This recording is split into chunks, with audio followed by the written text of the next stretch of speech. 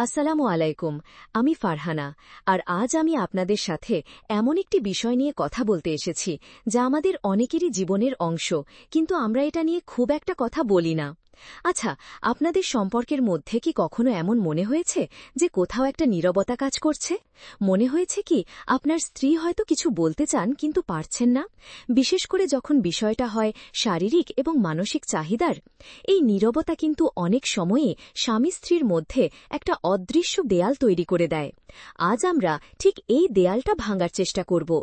আমরা জানব নারীরা কেন তাদের শারীরিক চাহিদার কথা গোপন রাখেন এবং একজন স্বামী হিসেবে আপনি কিভাবে আপনার স্ত্রীর মনের কাছাকাছি পৌঁছে এই দূরত্বটা কমাতে পারেন। চলুন তাহলে শুরু করা যাক। দেখুন, এর পেছনে একটা বা দুটো নয়, বেশ কয়েকটি কারণ আছে। প্রথম এবং সবচেয়ে বড় কারণ হল আমাদের সামাজিক শিক্ষা। ছোটবেলা থেকে আমাদের সমাজের মেয়েরা কি শেখে? লাজুক হতে, চুপচাপ থাকতে, নিজের চাওয়া পাওয়ার কথা জোরে বলতে নেই, বিশেষ করে শারীরিক চাহিদার মতো ব্যক্তিগত বিষয়। এই শিক্ষাটা তাদের মনে এতটাই গেঁথে যায় যে বিয়ের পরেও তারা স্বামীর কাছে মন খুলে কথা বলতে ভয় পায় বা লজ্জা বোধ করে। তাদের মনে হয়, এসব কথা বলা কি ঠিক হবে? ও আমাকে কি ভাববে? দ্বিতীয় কারণটা হল ভুল বোঝার ভয়। অনেক নারীই ভাবেন যদি তিনি নিজে থেকে শারীরিক মিলনের আগ্রহ প্রকাশ করেন তাহলে হয়তো তার স্বামী তাকে ভুল বুঝতে পারেন, তাকে হয়তো নির্লজ্জ বা খারাপ চরিত্রের তকমা দিয়ে দিতে পারেন। এই ভয় থেকেই তারা নিজেদের অনুভূতিগুলোকে চেপে রাখেন এবং স্বামীর প্রতিক্রিয়ার জন্য অপেক্ষা করেন। আরেকটা খুব গুরুত্বপূর্ণ কারণ হল মানসিক দূরত্ব। একটা কথা মনে রাখবেন, নারীদের কাছে শারীরিক সম্পর্ক শুধু শরীরের মিলন নয়, এটা মনেরও মিলন।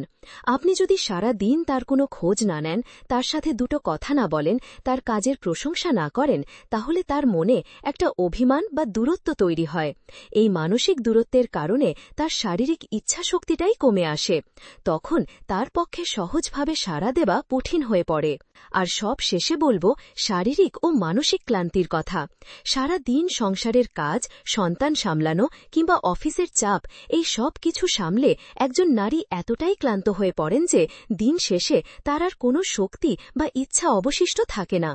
এটা তার অনিচ্ছা নয়, এটা তার শরীরের বাস্তবতা। এখন প্রশ্ন হল, একজন জীবনসঙ্গী বা স্বামী হিসেবে আপনি কি করতে পারেন?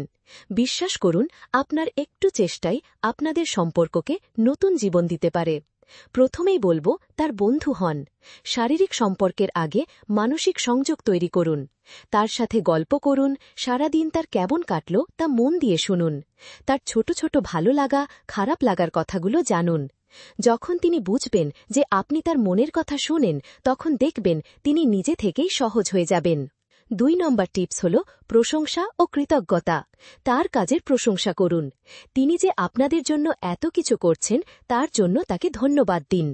আপনার বলা একটা ছোট্ট ধন্যবাদ বা তোমাকে সুন্দর লাগছে তার মনে ম্যাজিকের মতো কাজ করে।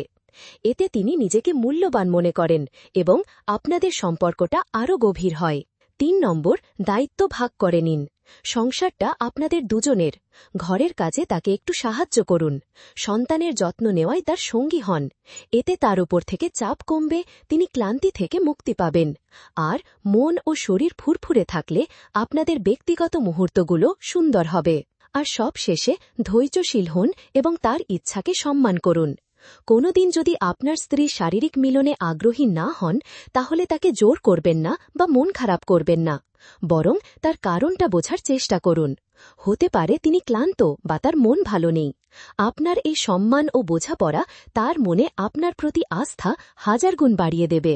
একটা কথা মনে রাখবেন, দাম্পত্য সম্পর্কটা কোনো প্রতিযোগিতা নয়, এটা একটা টিম ওয়ার্ক। এর ভিত্তি হল ভালোবাসা, বিশ্বাস আর বন্ধুত্ব। যখন আপনারা একে অপরের সেরা বন্ধু হয়ে উঠবেন, তখন কোনো কথাই আর গোপন থাকবে না, কোনো চাহিদাই আর লুকিয়ে রাখতে হবে না।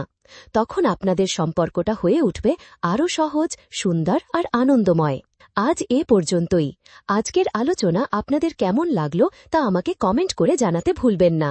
আর যদি মনে হয় এই ভিডিওটি আপনার পরিচিত কারো উপকারে আসতে পারে, তাহলে অবশ্যই শেয়ার করবেন। সবাই ভালো থাকবেন, নিজের এবং নিজের সঙ্গীর খেয়াল রাখবেন। আল্লাহ হাফেজ।